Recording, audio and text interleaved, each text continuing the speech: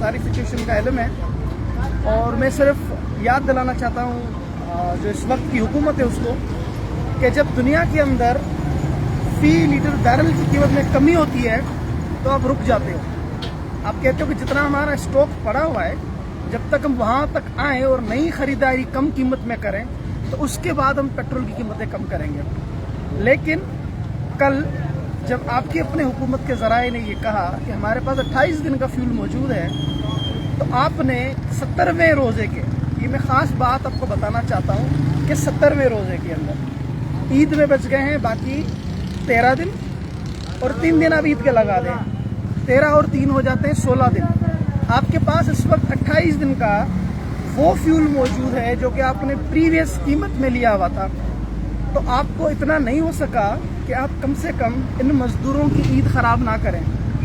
وہ لوگ اس وقت خاص طور پہ کراچی کے جو مزدور ہیں، زیادہ سے زیادہ فوڈ پانڈا کی ڈیلیوری، زیادہ سے زیادہ آپ کو لوگ ملیں گے جو بائکیں چلاتے ہیں، زیادہ سے زیادہ آپ کو وہ لوگ ملیں گے جو آپ کو ٹیکسی چلاتے ہوئے نظر آئیں گے. تو سب سے بڑا نقصان آپ نے ان غریبوں کا کیا ہے. کم سے کم حکمرانوں کچھ شرم کرتے، کچھ حیا کرتے، اور کم سے کم 16 دن ہی رک جاتے کہ ان لوگوں کی عید خراب نہ کریں. میں اس وقت کورنگی کے اندر آیا ہوں، بہت سارے مزدور دوست ساتھی ہماری ملاقاتیں ہوتی ہیں. تو یہاں پہ کچھ دیر پہلے جہاں میں نے افطار کیا ہے، وہاں پہ کچھ دوستوں نے مجھے یہ بتایا، ایک کو کوئٹہ جانا ہے، کسی کو گلگت جانا ہے، کسی کو کشمیر جانا ہے، کسی کو سیالکوٹ جانا ہے، کسی کو لاہور جانا ہے، یا کسی کو سندھ کے مختلف اضلاع کے اندر جانا ہے.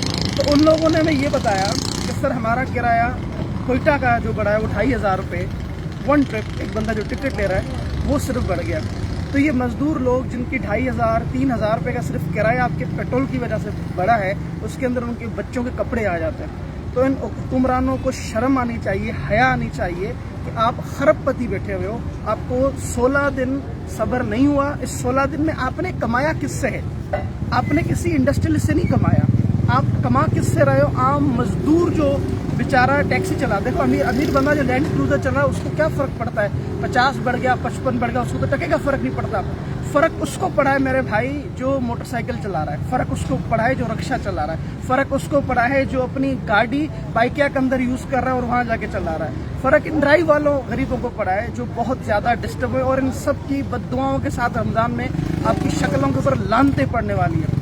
تو میں نے جو آپ لوگوں کو بات کہی ہے، میں اہل علم دوستوں کو کہوں گا کہ ان حکمرانوں سے پوچھیں کہ 28 دن کا اسٹاک ہونے کے باوجود آپ کو رمضان اور عید تک صبر کیوں نہیں ہوا؟ کیا موت آ جانی تھی آپ کو اگر یہ غریب لوگ بھی اپنی عید کر لیتے تو؟